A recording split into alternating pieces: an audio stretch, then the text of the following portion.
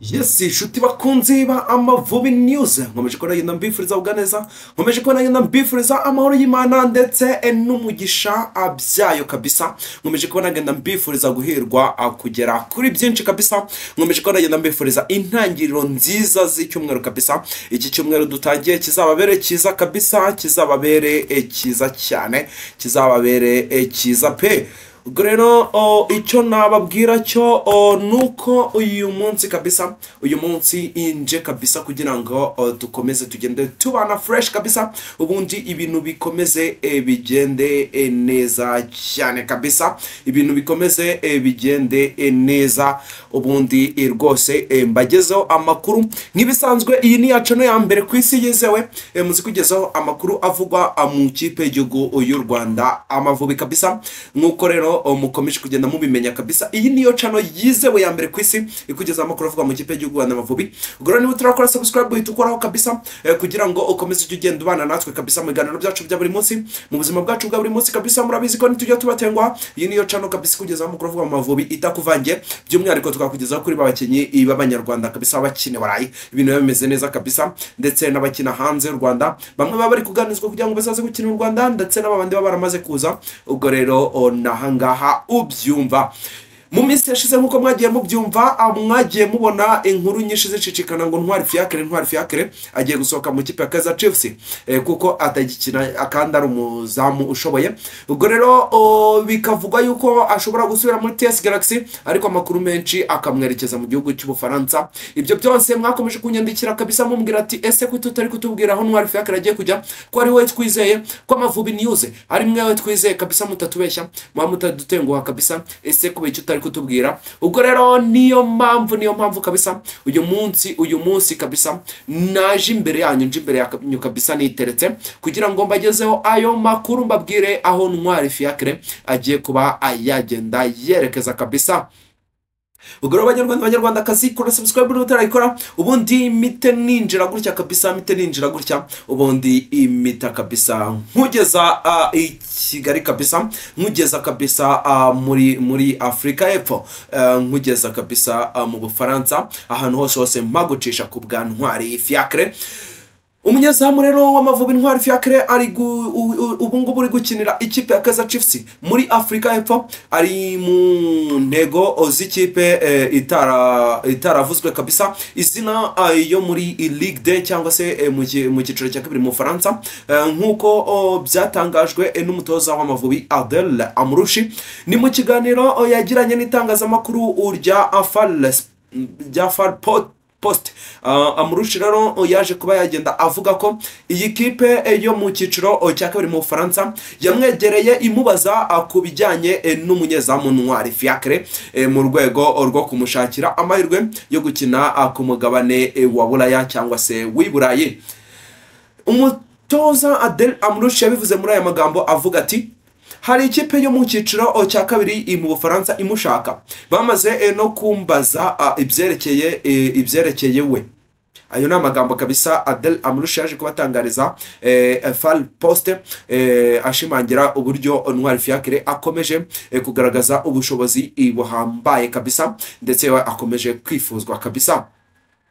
Nubwo hari ikipe yo mu Bufaransa yamaze kugaragaza ko imwifuza, ikipe ndibuze no kuvuga ku musozo, Adel Amrouchi yemeza ko Ntwari ari mu ikipe imukwiye kabisa, akaba afite icyizere ko azakomeza gukora no gutera imbere muri Kaizer Chiefs. Yabivuze muri aya magambo, Ntwari ari mu ikipe imukwiye kandi ibizamufasha gutera imbere cyane ahagereye. Ndizera abatoza ba Kaizer Chiefs, mfite icyizere ko hagati y'ubu na Kamena azabona amahirwe yo kongera gukina, kuko dukeneye ubunararibonye bwe mu matsinda yo gushaka itike y'igikombe cy'isi. Ayo ni amagambo kabisa Adel Amrouchi yakomeje abwira itangaza amakuru. Uyu mutoza rero ukomoka muri Algeria yavuze ko nubwo Ntwari adahabwa iminota myinshi yo gukina muri Kaizer Chiefs, iyo yitabiriye amarushanwa ay'ikipe y'igihugu yigaragaza cyangwa se yigaragaza kabisa nk'umunyezamu w'inararibonye kandi ukwiye kwizerwa kabisa. Kandi mu rwego rwo gutanga ishusho y'imyitwarire ya Ntwari mu kipe y'igihugu, Amurushi yakomeje agira ati natekerezaga ko kuba adakina bihoraho byamugiraho ingaruka, ariko yakoze cyane kabisa, yakoze cyane, akomeza kwitwara neza. Iyo urebye uko bagenzi be bamwizera, ukareba uko abakinnyi bamukunda, birerekana ko ariwe umuntu ukomeye, ariwe muntu ukomeye cyane mu kipe. Mfite icyizere gikomeye kuri we kubera ubuhanga bwe ndetse n'imyitwarire ye myiza. Amurushi yashimangiye ko rero Ntwari Fiacre ari umwe mu bakinnyi bagira umuco wo gukora cyane kabisa, bagatera akanyabugabo bagenzi babo ndetse n'abafana. Yongeraho ko ari umuntu w'intangarugero haba mu kibuga no hanze yacyo. Ibyo ngibyo byo abantu bose babihurizaho. Mu rwego rero rwo kwitegura imikino yo gushaka tike y'igikombe cy'isi cya 2026, ikipe y'igihugu Rwanda Amavubi izakina umukino wa gishuti na Algeria, mu gihugu cya Algeria n'ubundi iyarije ku wa gatanu ku tariki 5 Kamena 2025. Uyu mukino rero uzaba nk'umwanya wo gukomeza gutegura neza imikino y'umunsi wa 7 n'uwa 8 y'amatsinda izabera muri Nzeri kabisa 2025. Fiacre Ntwari rero azaba ari mu bakinnyi bazitabazwa n'ubwo muri uwo mukino, aho abatoza ab'Amavubi bazamukoresha nk'umwe mu ngamba kabisa zo kugira ikipe ikomeye izahangana n'ibihugu bikomeye bya Afrika, harimo na Afrika y'Epfo ndetse yewe n'amakipe menshi agisigaye nka za Benin kabisa. Urumva ko ibintu ntago bizaba byoroshye. Mu gihe rero amakipe mu Faransa atangiye kumureba, Fiacre Ntwari ashobora kwinjira mu yandi mateka, agatera intambwe akajya gukina i Burayi. Ibintu rero byazamura urwego rwe ndetse bigatuma anagira uruhare rukomeye mu iterambere ry'ikipe y'igihugu. Ntwari rero uzwi cyane kubera ubuhanga bwe mu gukina mu gukuramo penalty kabisa, mu gukuramo penalty waba ari ubundi no kugira igitsure kabisa mu kibuga.